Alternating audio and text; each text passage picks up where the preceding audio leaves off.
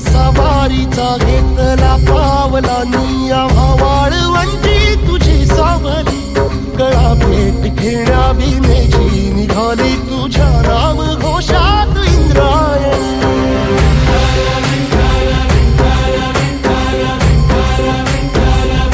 भिडे आसमंती ध्वजा वैष्णवांची उभी पंढरी आज नादावली तुझे नाव ओठी तुझे रूप ध्यानी जीवाला तुझी आस गा लागली